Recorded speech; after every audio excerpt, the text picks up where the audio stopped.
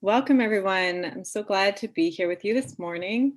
Thanks for taking the time to think about this big topic. And as we welcome people trickling in, I'm hoping that folks can put in the chat their name, their pronouns, and where you're coming from in the country.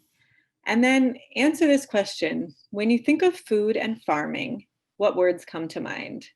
And so I really truly mean any word, like,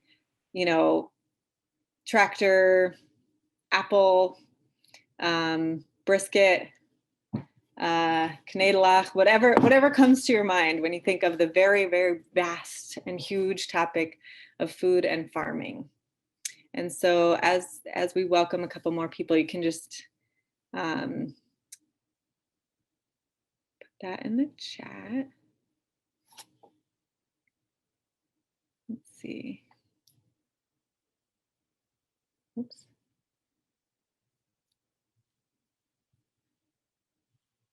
Great. Grandparents, dirt, manure, and animals, water, sun, critical resource we all depend on. Seasons, soil, yeah, veggies. Anything about food and farming. You might be deep in the farming world and you might think of carbon sequestration through cover crops, and you might be deep in the food world and you might think of, salt, fat, oil, heat. Did I say it right? The awesome cooking maxims. And you may be just anything delicious, yes. Michael Pollan, raw, weather, hard work, soil, fresh veggies, earth, compost tea, biodynamics, permaculture, love and hurt friends, blessing the earth. So much. Okay. Welcome to folks who are just joining. We're putting our names, our pronouns, where we're coming, and anything you think of when you think of food and farming. So now I'm going to ask this question. Of those words that were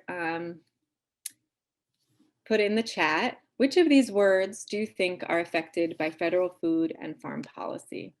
So of all these things, of CSAs, of nurturants, of permaculture, of fresh veggies, soil, food, deliciousness, which of these are affected by food and farming? Which of the words that went in the chat are affected by food and farming? All, says Rich. Everything except the weather. All. Denise, I would say even the weather. I would add even the weather. Really, truly, because of the ways that federal policies affect climate. All, yes. So that is where we're going to go today, is we're going to sort of take in the fact that all of the joys and the pleasures and the challenges of feeding ourselves are all impacted by federal policy. And so it's of great concern and requiring of all of our attention. And it's also pretty interesting and exciting moment for us to be able to weigh in and be a part of the conversation. So we have this Jewish history of heroes, right? On the top, we have, maybe when we think of a Jewish hero, we think on the top and we think of David and Goliath and we think of the Maccabees, and we have this deep Jewish history of heroism and these stories. And we also have these other huge icons of Jewish heroism, right? Ruth Bader Ginsburg. We have these people in our tradition, from our tradition, Alicia Garvey. We have these people who are heroes of creating the world that we wish to see. And I would say that in this moment, it's not so much about brandishing a shield or, these kind of like big historic things. And it's not even about just Ruth Bader Ginsburg, may her memory be a blessing, and all that she was able to do. But it's actually truly the work, and the work of Jewish heroism right now is truly in joining in solidarity with others on our earth to speak up and make our voices heard. That is what we are called to do, to be heroes right now. And I'm not going to sugarcoat it. It's a little boring. We're going to talk about calling our senators. We're going to talk about following legislation. And that is not as exciting as using a slingshot. Well, I don't know. Depends on who you are. But it's not quite as gilded as you know, the image of a Maccabee. And it's not even necessarily as as big feeling as thinking of Ruth Bader Ginsburg, but it's that tiny work that is also part of our story. It's part of our tradition, and it's part of our history. This idea of collective action, of coming together as a community to make change for labor rights, like we did so powerfully in the past and continue to do. So it's these little bits, and it's coming together as a Jewish people to address the biggest issues of our time. So, and to do it through food and farming. And these are some of our Adama fellows and staff. So this is a good way to introduce myself to you now that we've gotten here. I'm Jana, and I am the farm director at Chazon at Adama in Falls Village, Connecticut, on Mohican land. And Adama is a fellowship program on a farm. We produce lots of food. We're an organic farm using regenerative practices, lots of veggies, and we have a CSA, and we have a food access fund that helps allow us to work with partner organizations, food pantries, other organizations that are working to make sure that everyone has access to healthy, fresh, local, organic produce. And we produce a lot for that. And then we produce for the Isabella Freedman Jewish Retreat Center, where we're located here in Falls Village. And fellows come, we hope to be welcoming fellows this summer for our fellowship program, summer and fall, and join us in the big work of building Jewish community on the land. So that's a little about me. And I should add another thing about myself. So I'm a farmer, and it's January, late January, so I'm here on Zoom with you all. But I am not on Capitol Hill. I am not necessarily a policy wonk. I am a farmer, and I tell you that because this important work, again, is really about everyone. It's not about a few individuals following the ins and outs of legislation. It's really about everyone, wherever you are. If you're a teacher, if you're a factory worker, wherever you are, being a part of the conversation. And the regenerative ag movement has really seen a great deal of farmers paying close attention, because we know that it impacts our livelihoods, and that federal policy is just such an important piece of what we do. And so there's a ton of movement among farmers toward a more just and regenerative farming future. And so I'm inviting you all to tap into, from wherever you are, whatever your profession, whatever your moment in time is, that this work is for you as well. I love this quote from Heather McGhee: "Inequality and climate change are the twin challenges of our time, and more democracy is the answer to both." So we have this tool, and it works really well sometimes, and it can be a huge challenge other times. This tool of democracy is for all of us, and it truly is. The more of it we engage with, the more we move toward the goals we're interested in. Collective action works. It absolutely works. So we have a ton of examples of it right now. Thanks to advocates, climate was centered like never before in the 2020 election. So we know that when millions of people speak loudly about the tiny details, so not just saying climate action now, but support the Agriculture Resilience Act. The very specifics. We know that that actually is very loud in the ears of the people making decisions about federal policy. And we know that they have a lot of other voices in their ears from the fossil fuel industry, from big agricultural corporations. And so everyone who eats food can and should speak as loudly as they can about these details to match that volume. We have a really clear and amazing example of the effectiveness of collective action in the COVID relief bill that was passed at the end of 2020. It was sort of the big government spending bill of the year because of a number of government dysfunctions and the way that legislation is working right now. A lot of things went into that bill. People sometimes think of it as just COVID relief, and there was a lot in there, but it also had all kinds of other stuff. And it included really the most historic, biggest climate reforms that we've seen in legislation.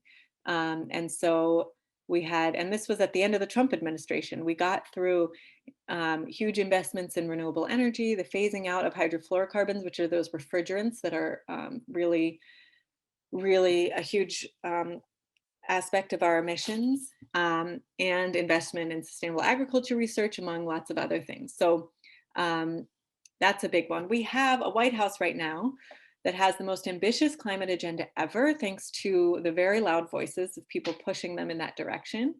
During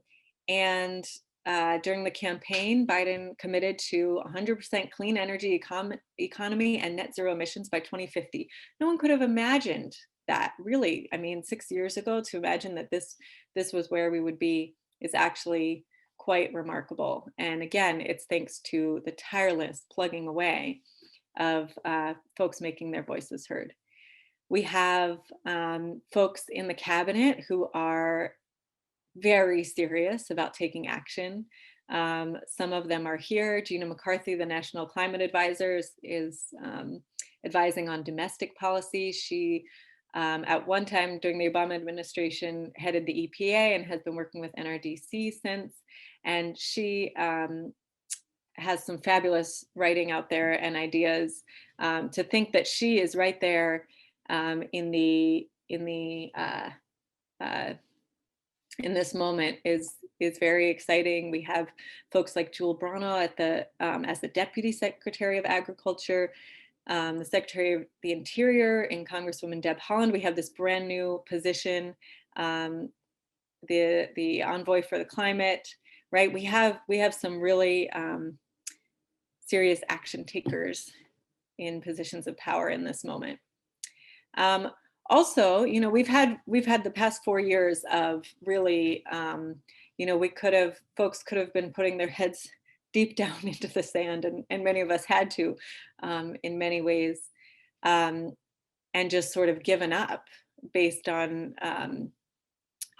the inaction and the reversal of important policies. But instead, what folks were doing throughout a lot of that time was truly just writing up the plan, right? There's a lot out there already written and ready to be enacted.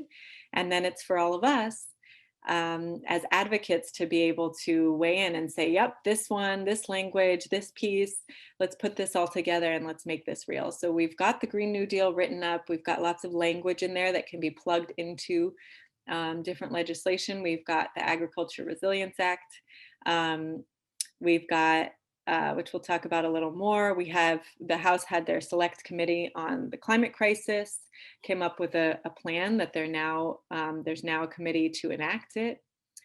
And then we know that people have been working really hard on state and local initiatives, and those are leading the way. So we have some really robust climate action plans. We have multi-state initiatives. We have cities that are taking big action. And again, we have folks who have been advocating for those throughout, making those happen. So, oops, I got some double slides here. Okay, so we're going to slow down for a second because throughout the years when I've spoken with Adama fellows about this topic and other folks, we truly do. We all just need a refresher every so often about how the government works in order to be effective parts of our democracy. And there is zero shame in that need. We should know that just sort of like re-educating ourselves and re-upping our relationship to what are the functions of it, how does this whole thing work, is really important. So I'm just going to kind of review quickly, how does the government of the United States work?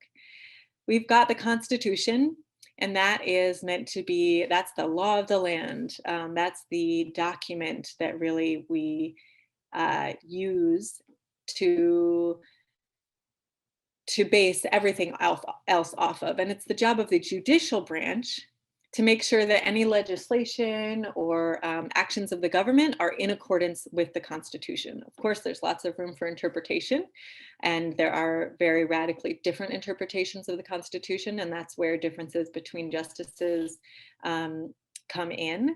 But that's really the goal. That's really the role of the judicial branch, is to hold everything accountable to the Constitution. Then we have the executive branch. So we know we have the president, we have the vice president, and that they appoint the heads of all these different departments down here. So we have the Department of Agriculture, we have the Department of Commerce, Defense, Education, Energy, Health and Human Services. We have these different departments whose job it is to enact legislation. They're the ones who take the laws and the will of the president and make it into, and actually enact the programs that the government is engaged in. So we can see that there's a really important function here that has absolutely nothing to do with Congress. We have these departments, and depending on who the president is at a given time, that really sets a different tone. Now, lots of people within these departments who work in these departments are not political appointees. They're hired based on their experiences, and generally the tone of how things function in these departments is set by the leadership, not just the tone, but the actual substance. So for example, and we'll get more into it, the president just put out an executive order 2 days ago on climate change. And one of the biggest things he said is just this sweeping statement, and he said this throughout the campaign and throughout the transition: I want every single department to be working on climate. Climate needs to be a top priority of every single department. So it's not just the Environmental Protection Agency, but it's the Department of Defense, it's the Department of State, it's the Department of Transportation, the Department of Veteran Affairs, and certainly the Department of Agriculture. So that's going to impact food and farming a great deal. Who's in charge at the Department of Agriculture is going to impact and really change the way that agriculture works in this country. And then, of course, all the way over here on the left, we have the legislative branch. And the goal there is to pass laws. Not so many of them get passed these days. We have a lot of, really, if there was one word to describe this moment in Congress, obstruction and squeaky wheels. There's just, because of the polarization, there is just not so much legislation, hasn't been so much legislation going through, and maybe we're about to change that. So within the legislative branch, we have the Congress, we have the Senate, and we have the House. Together, they make up the Congress. Each of us has 2 senators. Each state elects 2 senators, no matter the size. So Wyoming is tiny, same population as Washington, D.C., good argument for Washington, D.C. to be a state. But it's a huge state, but it has a very small population, still has 2 senators. And then the House, our House representatives, those districts are carved out based on our populations. So each of us has 1 representative to the House. And there are 400 some odd representatives and in the House, and there are 100 senators in the House. and because each state has two. So those two bodies work quite differently in the sense that, I mean, there's different rules about what each of them can do, but also because of who's in them.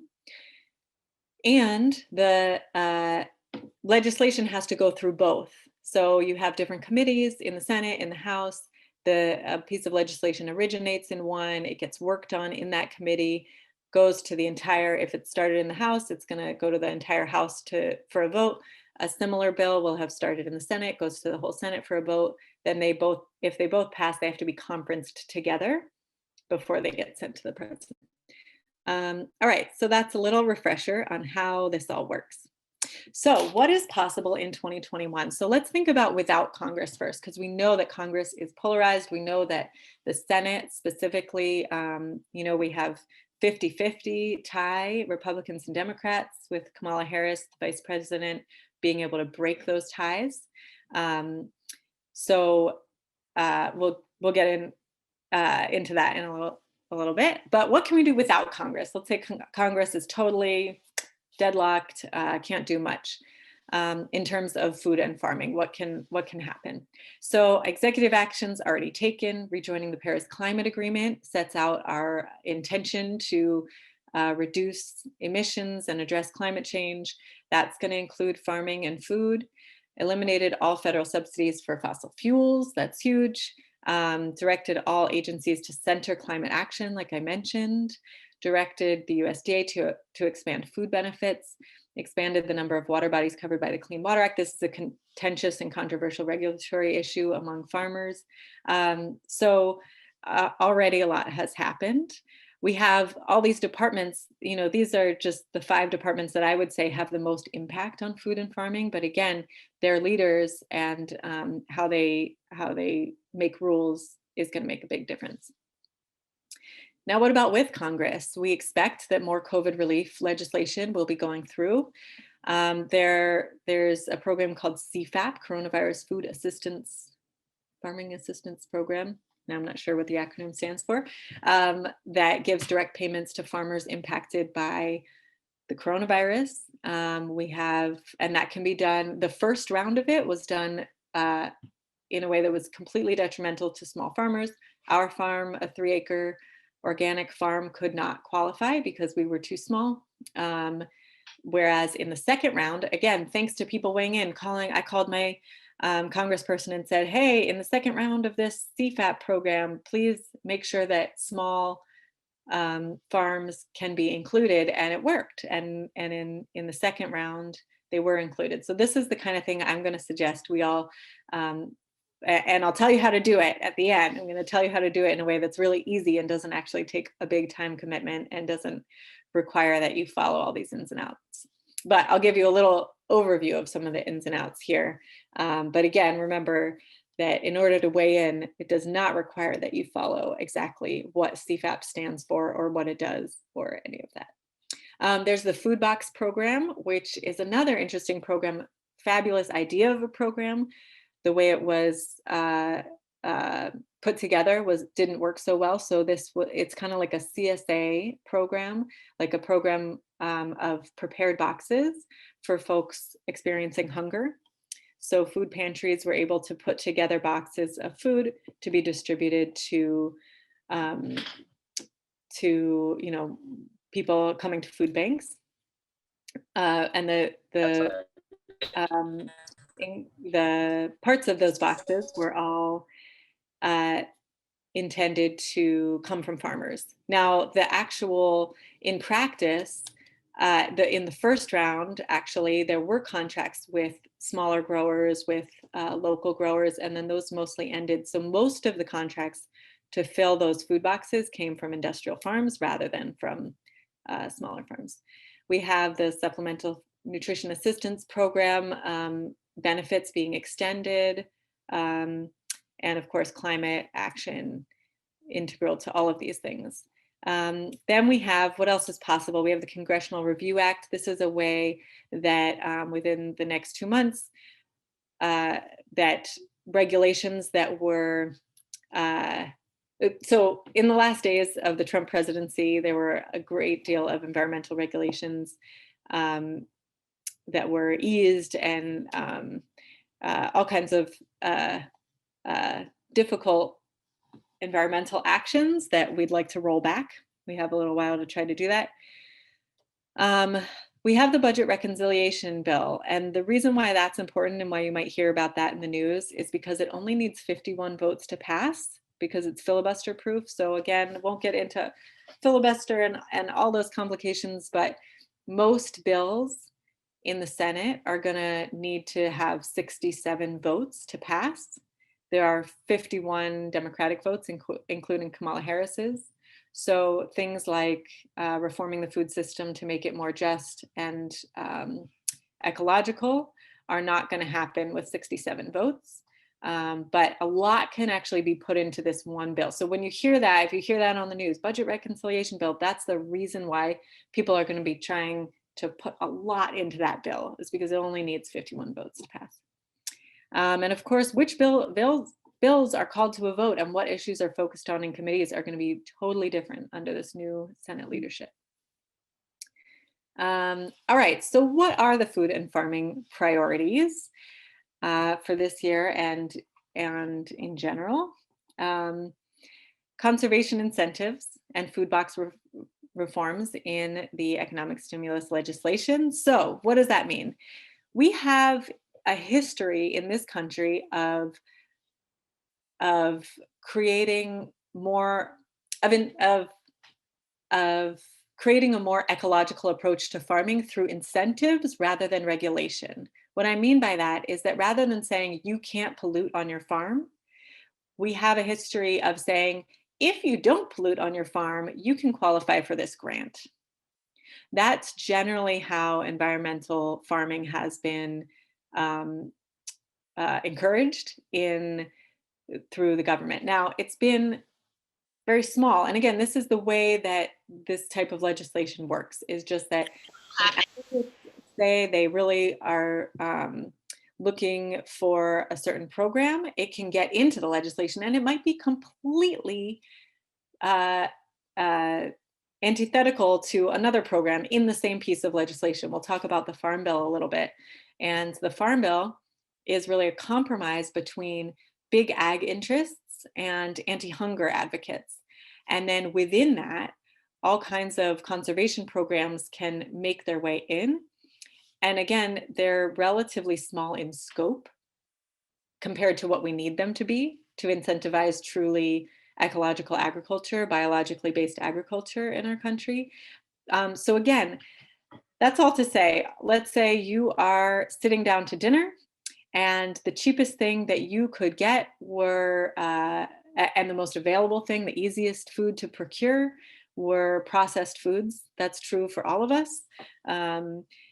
And so that ended up being what you ate. You know, maybe we can think back, what did we eat for breakfast? And how hard did we have to work? If we had local eggs and fresh green, if you're in a northern climate, fresh greenhouse grown greens in January, if we had that for breakfast, how hard did we have to work to find those foods? How hard did we have to work to make it central to our diets?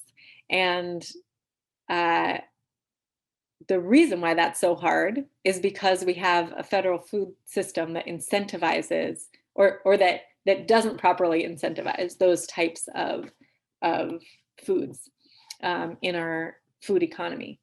So we want to grow conservation incentives. That's really, really crucial. And it can happen through things like pandemic aid. There could be, you know, a stipulation for getting pandemic aid that you enact conservation practices. And so I think when you hear the president saying, you know, put climate change at the front of all actions, these are the kinds of creative solutions that we need to be thinking about. How do we incentivize climate smart farming when we are doing everything, whether it's specifically environmentally focused or not. You might hear the word appropriations, sometimes very intimidating word, I find, and also a very dysfunctional part of our legislative process right now, in that the way that it should work is that a bill should be authorized, and then it should the money for the programs should be appropriated in a separate process, and that doesn't work so well right now. So what we, so like things like the COVID relief bill end up being where the money actually gets distributed. And so in those processes, we want to speak up and we want to say, hey, Congresswoman so and so, I really hope that you will support funding a certain program at its maximum level. And we'll talk about what kinds of programs those might be. There's a bill that went through the Senate and that we hope could potentially become law, or at least parts of it could be put into other pieces of legislation. This is the Justice for Black Farmers Act. Despite a rich and crucial history in agriculture in the US, Black farmers right now own less than, own less than 1%. And this chart is showing 1.6% of farms have at least one Black farmer, but they actually only less than 1% of land in the US is owned by Black farmers. And that's due to directly traceable to discrimination in all sorts of ways, including direct discrimination by the USDA in government programs. And so this Justice for Black Farmers Act seeks to remedy that and to really change the way that the federal government approaches programs such that Black farmers have reparations and are able to thrive in agriculture. Another priority I mentioned before, the Agricultural Resilience Act. This is really about climate smart agriculture. This is really about what farmers can do to put carbon back into the soil and take it out of the atmosphere. So we know that when you till the soil with abandon, when you disturb the soil with abandon, you release carbon into the atmosphere.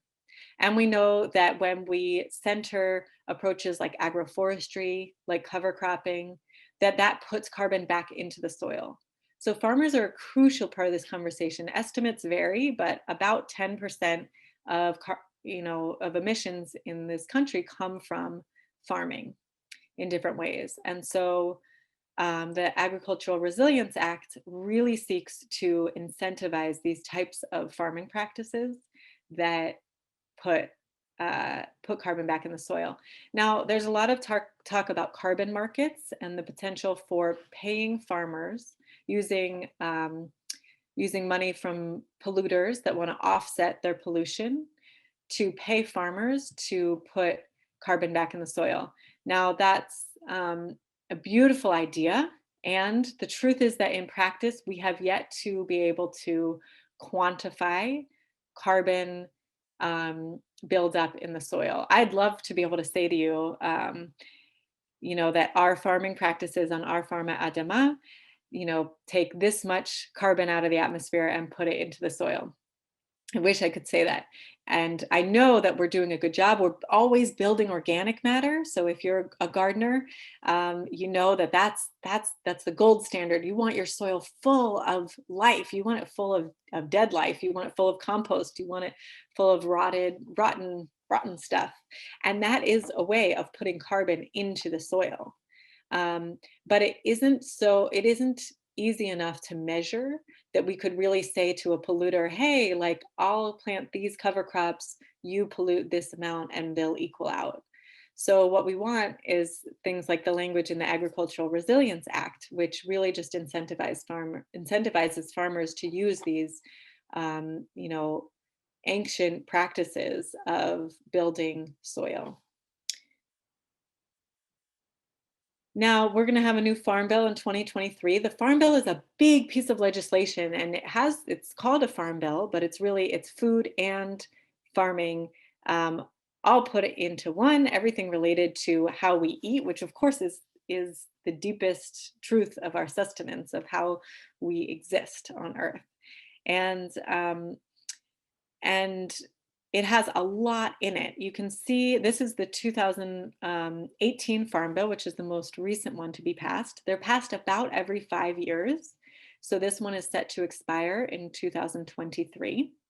And it funds these different programs. The biggest chunk of it, 76%, is nutrition programs, which is mostly SNAP, the Supplemental Nutrition Assistance Program.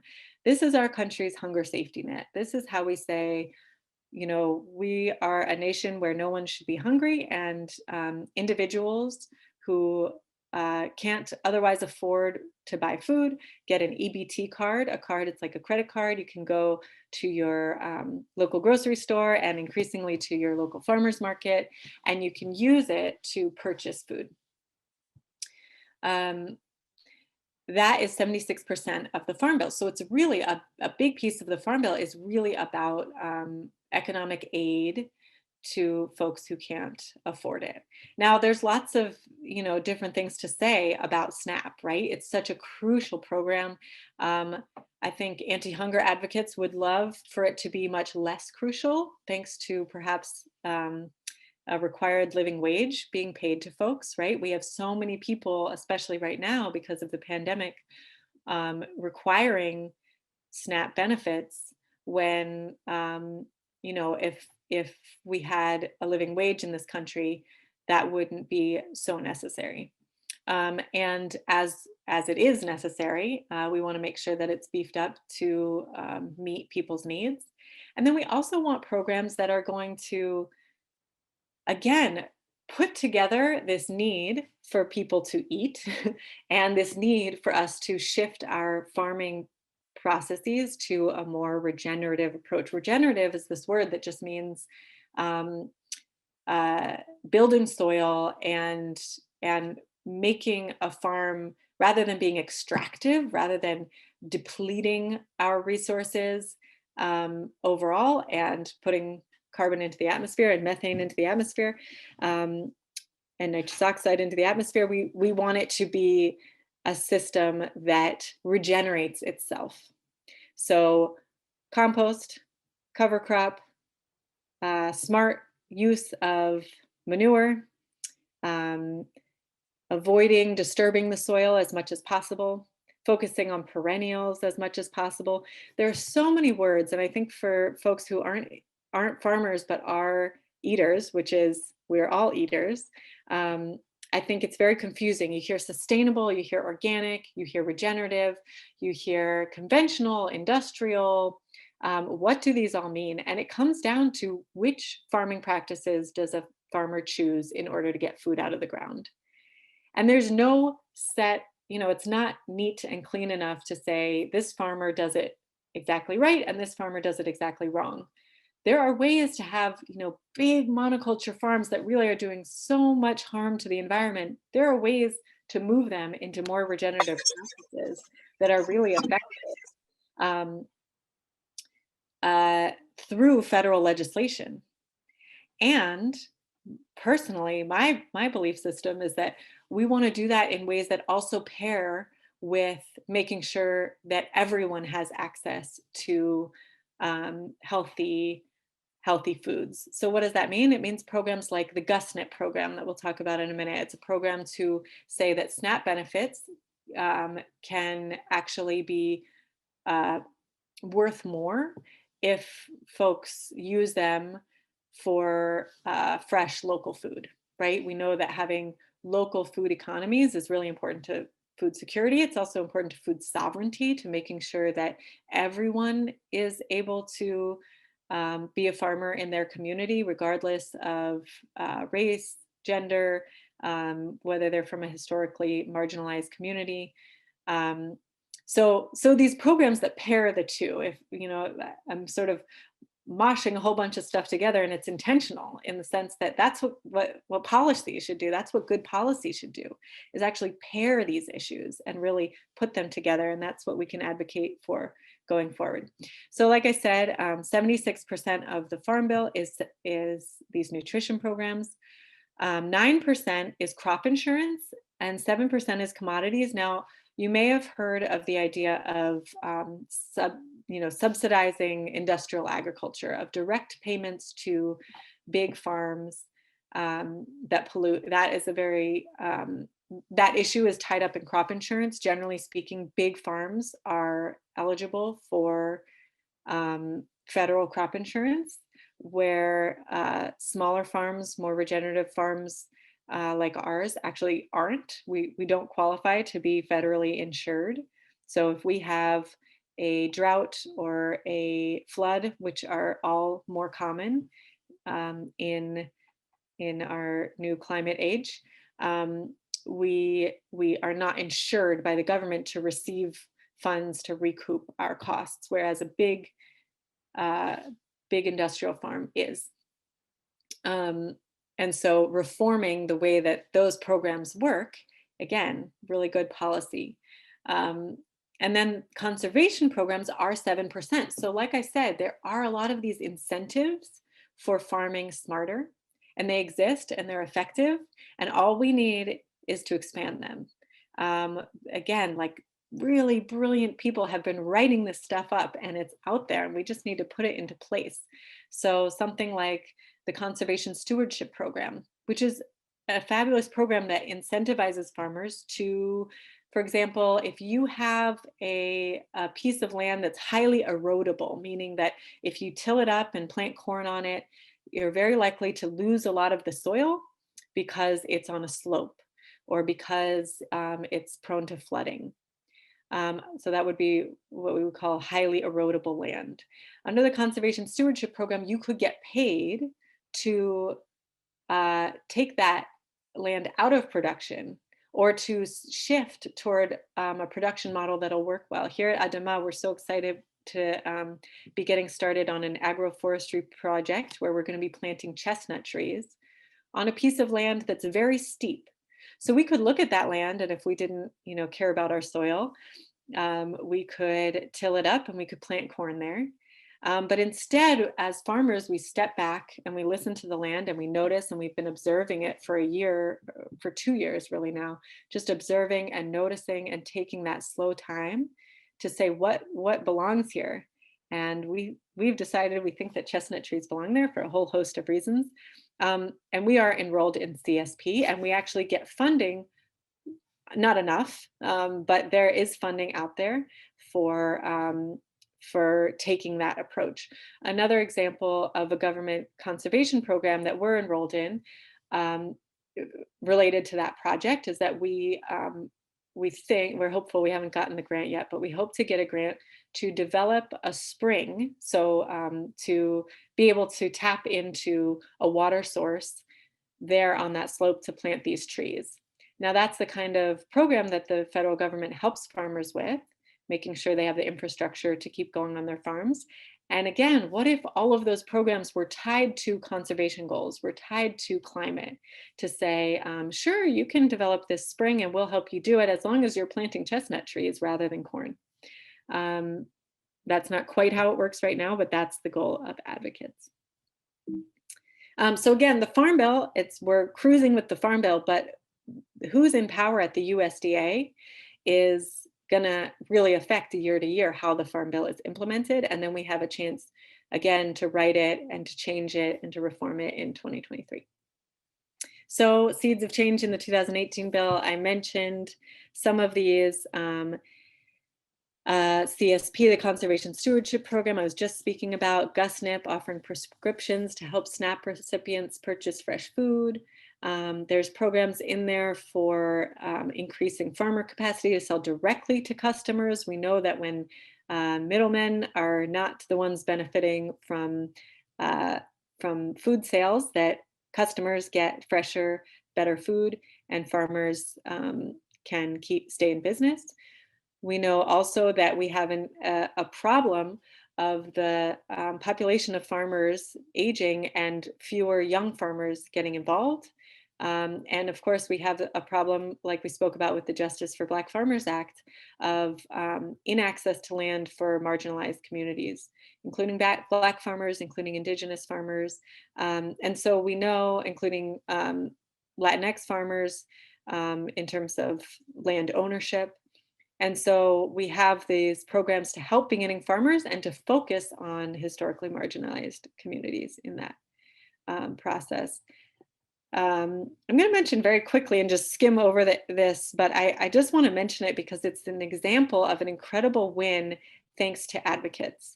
This issue of heirs property.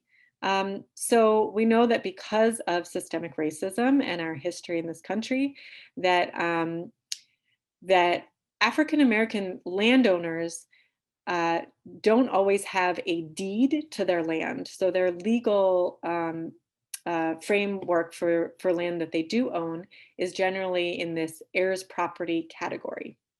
Again, this is really complicated. I'm not going to get into the details of it, but I wanted to mention that in the 2018 Farm Bill, a rule changed so that USDA programs like CSP that I mentioned, like these programs that help you develop a spring, or these important programs to farmers, which have been inaccessible to heirs property owners, have now become accessible to heirs property owners. So this is the type of racial justice program that is so detailed. It's so boring, like, right? Like heirs property, like that sounds boring. It's not, it doesn't fit very well on a sign at a march, although it should be on a sign at a march, because it's the type of detail that I'm suggesting we can all engage with and be a part of. Again, I'm getting to why it's easy. I'm not sure I've communicated yet that it's easy. It will be easy, that we can get involved in, that really truly makes a difference, because it's not a hot button issue that,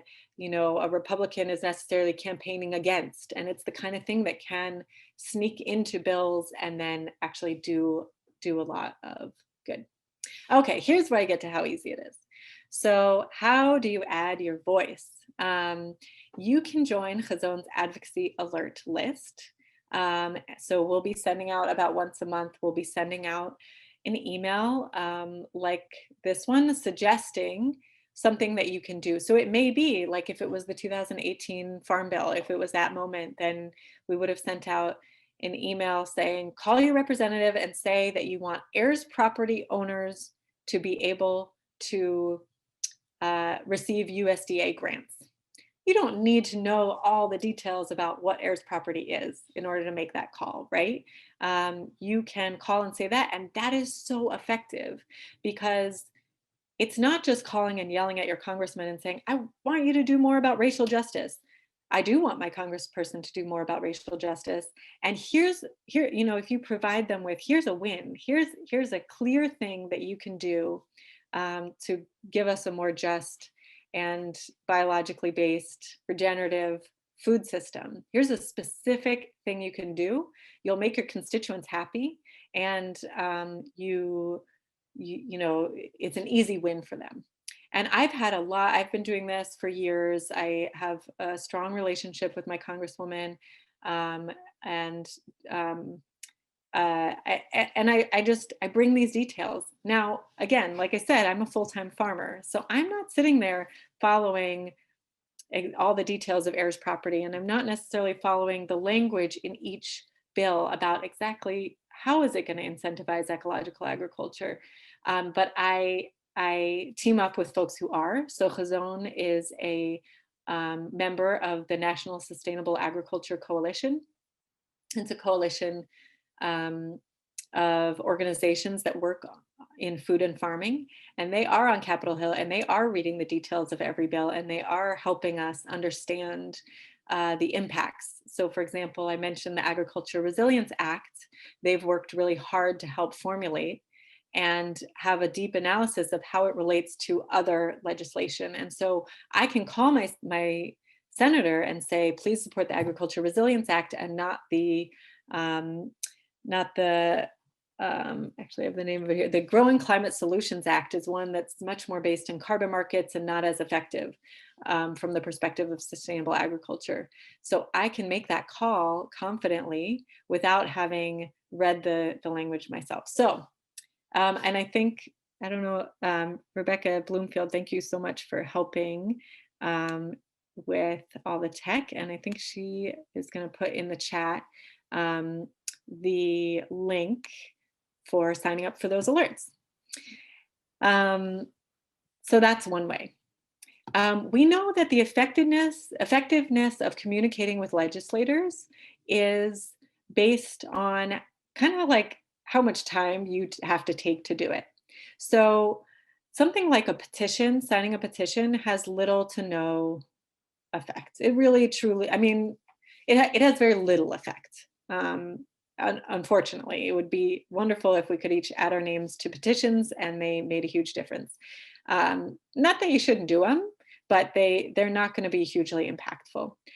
If you email your own legislator with a personal story from yourself, and it's not a form email, that's going to have a little more impact. Calling one of them is going to have even more. And that, again, you can work from a script. You can get our action alerts and just call your representative and say, okay, I know that appropriations is happening and I hope you fund the conservation stewardship program at X level. Thank you so much. And that, it's like, you know, the connection is not super obvious between that and having fresh eggs and fresh greens for breakfast, right? It's not so obvious and clear. But that's actually really how we do it. That's a big piece. There's lots of ways to do it, but that's one important piece of making that happen for your family and for families across the country. And then even more effective is having a personal meeting. It can be a Zoom call, you know, hopefully sooner rather than later. It can be in person. And again, that may seem intimidating, having a personal meeting, but there are resources to help you do it. So Dayenu has, the Jewish Climate Organization has a great set of resources for doing that and meeting up with your representatives. And yeah, you can also lean on local networks. So my local League of Conservation Voters is really wonderful in helping tell me exactly this. So I'm not following the Connecticut issues, you know, as closely as I might sometimes wish that I was, but I can lean on them to say, okay, you know, now's the time to submit a comment on this climate action plan. And here's some recommendations of things that we think you should put into your comment. And that kind of commenting, when a agency asks for comments on something and you weigh in, that has a big impact. And then, like, it can be totally fun and it can be totally a community experience. And we have lots of incredible people in the Jewish world doing this work together. You know, you can join or start a Dayenu circle. Again, you can go to Dayenu's website to do that. And that, along with organizations like JCAN and the Jewish Earth Alliance, provide ways to work together with community to do this work. So it can be fun. It can be, you know, participating in these processes. Again, you know, thinking about David with his slingshot, you know, it sounds like, you know, calling my senator and saying, like, please fund the conservation stewardship program at a high level, maybe doesn't sound quite as heroic or enticing, but it's what we need to do. And when we do it together with friends, it makes a huge difference. Jana, it looks like Ellen is raising a hand. I don't know if you want to take questions now or how you want to do it. Yeah, I'll take questions. This is actually my last slide, and then I'll take questions, and I'll just share that I think for me, certainly over the past 4 years, and certainly during the pandemic, right, we all have this familiar experience. We even have a name for it, doom scrolling, and we're going through our we're going through the news, we're going through our feeds, and there's a lot that's overwhelming. You know, around food and farming, we know that our food system has to reform immediately. Like we have very little time. We have to change it. Um, you know, for equity issues and because climate, you know, we have a closing window in which to address climate change. And you know, this isolated individual experience of consuming that information and knowing that we need to make change is really different than this experience of joining with your friends, joining with your community, joining something like a Dayenu Circle, and getting together and knowing that you're taking action with other people. So that's what I had. Now I'd love to take questions. So Ellen and then Deborah, and feel free to put your questions in the chat as well. Yes, so if you want to unmute and share. Yeah, I'm unmuted. Yep, we can hear you. Okay, great. So I'm thrilled to hear about all this. And you know, I've worked on pesticide legislation for a good part of 20 something years, or intensively in the last 10, and you know, watching the industry come in and take away any gains we've ever made is a constant. So I'm just kind of wondering how we can work together and make, you know, this is kind of borrowing Elizabeth Warren's words, big structural change in terms of ag colleges and what we're teaching there, because I feel like, you know, farmers get in a rut, they get in that subsidy rut, they get in that commodity rut, and then, you know, they never hear from Elaine Ingham telling them about, you know, compost tea. They don't, you know, hang out with the organic consumers. You know, I mean, it's just not who they're with. And so, and then what we do is we say, oh, well, we should listen to the farmers. And then farmers we choose to listen to are the, you know, the Tom Vilsack kind of, you know, rather than Shelley Pingree. By the way, I think she's amazing. Yeah. So I'm just kind of wondering how we can work together to create that shift on that level, that, you know, I don't know if we want to call it a nationwide ag college reform instruction, so that when kids are going to school, they're learning permaculture, biodynamics, organics, and then they don't have to reach for the bottles, you know? So well said. And I love that question. And I love that I have a positive answer for it.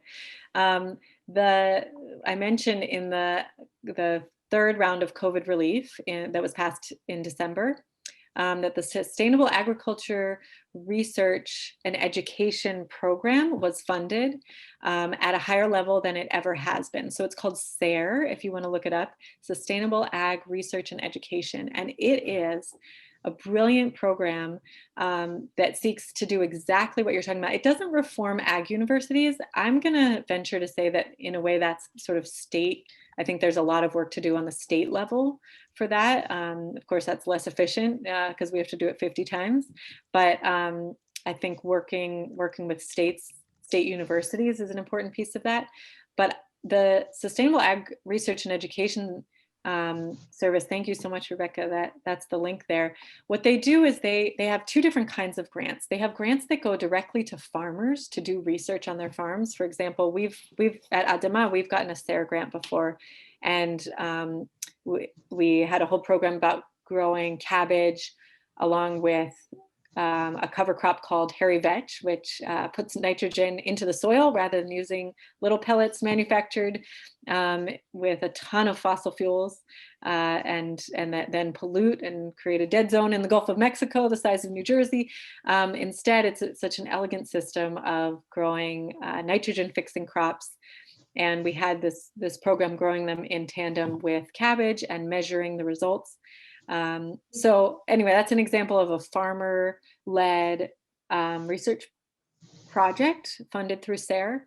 And but they also have university grants, lots of them. And then universities are doing this research. And in my experience, the universities have depends which professors they hire. When you get a good professor who's really regeneratively minded and who's seeking these grants for regenerative research, that trickles through to extension too, for folks who haven't ever worked with an extension office. Every land grant university, each state has a land grant university, and that land grant university has an extension office.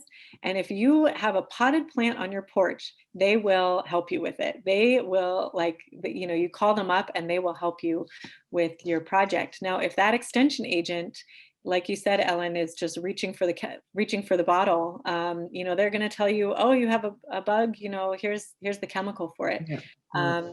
And if they have a different mindset, then they're going to tell you, oh, well, why don't you plant a companion plant of this flower that attracts beneficial insects, and that'll help you solve your pest problem. And that's all to say that the SARE program has been in existence for many years. And, we got our grant, I think, 9 years ago. They've been in existence for decades, and it's always been funded at a very low level. This is another example of this, like, pairing, right? We have big ag interests, and then we also have SARE, and it's been there and it's been around. And it finally, in this last COVID relief bill, got serious, robust funding. And again, that's the work of advocates who are saying exactly what you're saying, Ellen. We need the ag universities to shift in order to change agriculture. And so that got big funding, and that's exactly the kind of thing that I would say. You call up, you sign up for the Chazon Action Alerts, and we have one where it says, now's the moment. They're deciding what appropriations for SARE are going to be. Tell them we want, I don't know, $9 trillion. I don't know exactly what the number is, but 9 trillion sounds about right to me. To really get there, right? To, like, really fund that type of approach. Because we know it's not some historical inevitability that we can feed the world with conventional agriculture. It's that we've funded that type of research, right? Private funding funds most of the research into how to grow our food, rather than funding with a public interest lens and an equity lens. So SARE is a huge piece of that. Okay, Deborah and then Rebecca.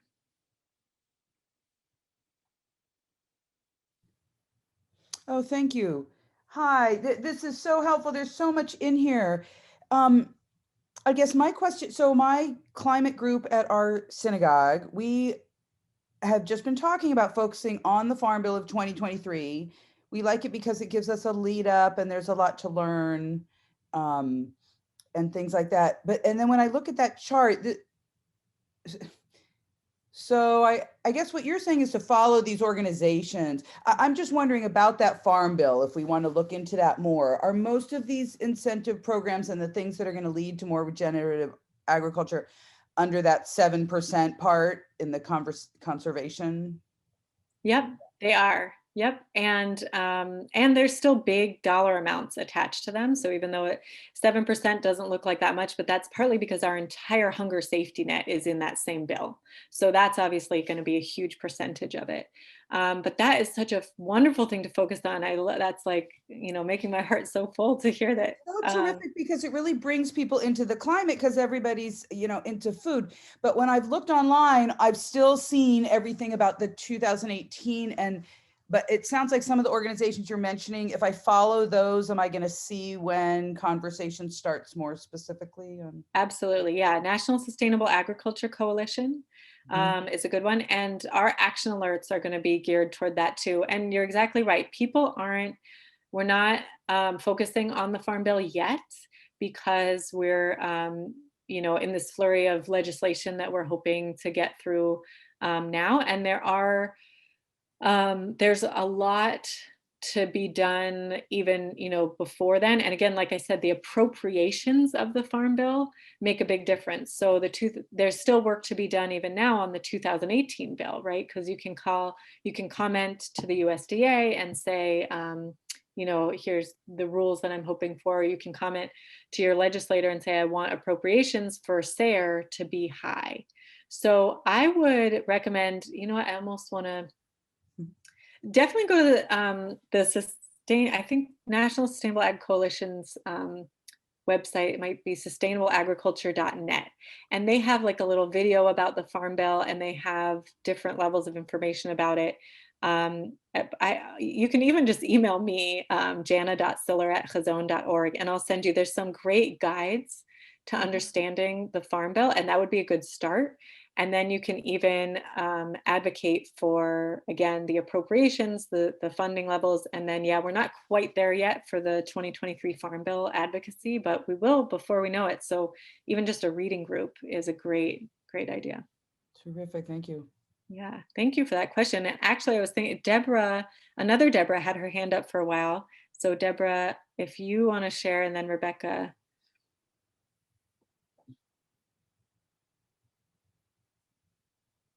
Or maybe you're the same. Oh, okay, Rebecca. Okay. I'm not totally sure how to frame this question, but I get caught up in, like there's all this action at sort of a bottoms up community level, and it seems like everybody's focusing in the right direction and things are awesome and we're talking about the right things. But then, like, I work in the food industry for a small company owned by a large company, and it doesn't seem like there's enough urgency and action happening there. And it feels like the whole big food industry is broken and not tackling the right issues. And like, how do we get, it just seems like you mentioned earlier, like people are eating processed food because processed food is cheap and convenient and accessible. Like, how do we create that cultural shift where people are respecting their farms, buying from the farmers, more community farmer activism, like even with the Trump organization, like the way they changed the food guide, like, but they ignored the science, and like we're not shifting how people think about nutrition and food in the right ways. And so I don't know, it just feels very overwhelming, and it all feels very matrixed, and like part of it's being addressed but not all of it. Yes. Oh, such a good question. And I agree. It's so matrixed. I mean, it's so all together. And I would say the advocacy has to happen from all the different directions, meaning that, these Farm Bill programs that we were just talking about and all these other legislative priorities, those help farmers. So if your local farm down the street is thriving, or if you're in a city, it's a little further down the street. But if it's thriving and it's able to show up, you're walking, assuming COVID eventually, you're walking from your house to work, and there's a farm stand on the way because that farm is thriving, because it has the funding it needs. It's not, most small farms these days are just right tottering on the edge, but if a farm, they're thriving and they're right there, they're in the most convenient spot for you, and you go by and you're walking to your office, and you get a whole bag full of fresh vegetables and fruits, and that's going to be good for your body. It's going to be good for the farmer. And that happened because there were Farm Bill programs that, for example, that supported and allowed that to happen. So that's one angle, right? Another angle is, like you're saying, as an employee of a food company, more and more with climate advocacy, people are really helping to organize employees, because corporations listen to their employees. When Google employees say, we care about climate change. We don't want to work for an organization. We don't care how much you pay us. We don't want to work for an organization that's, destroying the planet for our children. We want you to have an action plan. Then that makes a huge difference too. And no matter the size of your company, you can speak up and say, I want this company to divest from fossil fuels. I want, whatever the bit is. So like you said, the word matrixed, I think it is completely matrixed, and it's about all the angles. It's about talking at your shul about, what they're serving for Kiddush, because there's this quote I love, and I'm forgetting John Garvey, and I'm forgetting the name of the writers who put it together, but I'll say, and it's not about food. It's not about farming. It's not about climate. It's about racism. And it says, if only 10%, if only 5% of white people, heard a racist joke and said, you can't say that around me. You know, I don't want to hear that. When that happens, there's a certain threshold of like all of a sudden, white people in general sort of experience this, oh, you know, even if I'm with just white people, I can't make a racist joke because somebody's going to stop me. Somebody's going to hold me accountable. We don't need 100% of people to be brave enough to stand up and say, please don't tell a racist joke. Or not please, don't tell a racist joke. We need 5%, maybe we even need 2%. We need it to be reliably true that telling a racist joke is met with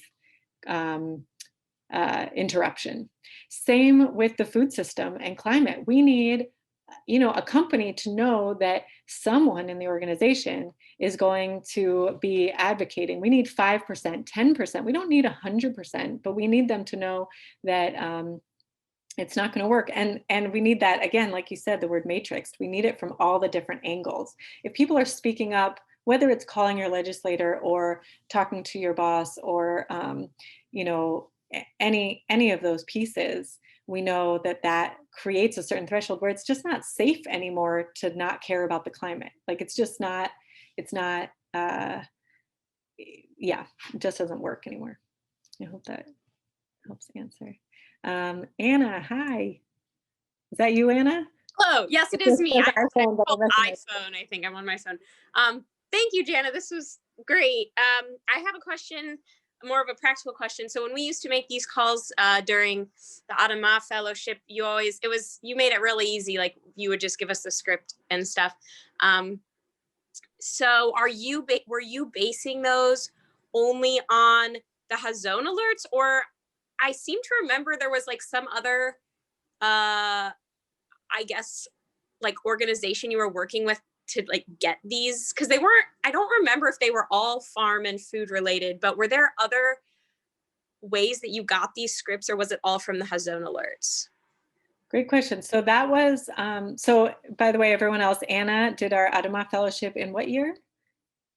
2017. And we talked about the farm bill. So I was like, oh, I wonder. So I guess that was the previous farm bill.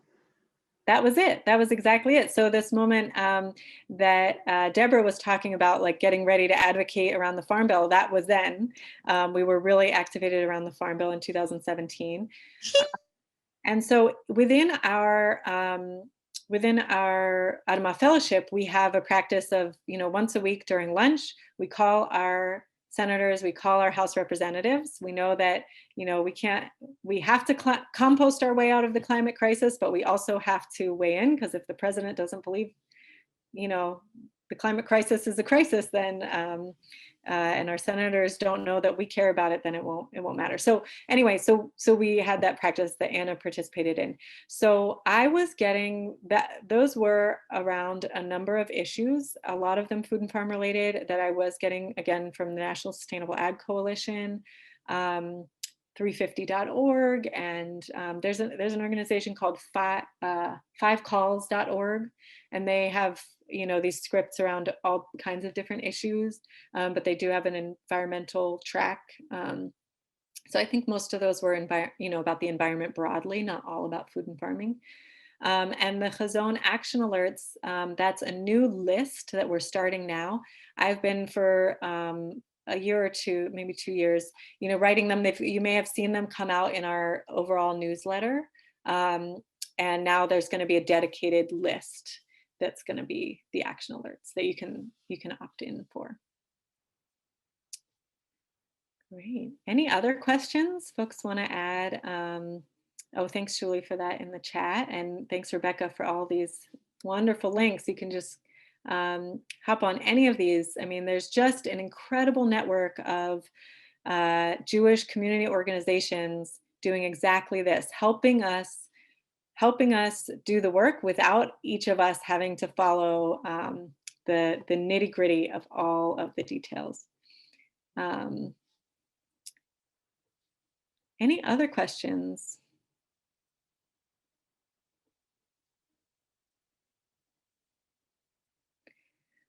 Thank you all so much for being here. I think, like I said, you know, to go back to our metaphor, you know, David had a slingshot, and we have just these deep roots of this concept of Jewish heroism, and it has, the concept of being a Jewish hero has really met the moment in so many different ways. And I feel so strongly that our networks, that our communities, that our Jewish life is an important way to tap into each of us being a piece of this puzzle, just as heroic as David, because the problem is so huge that we each need to be together in it. Thank you, everyone.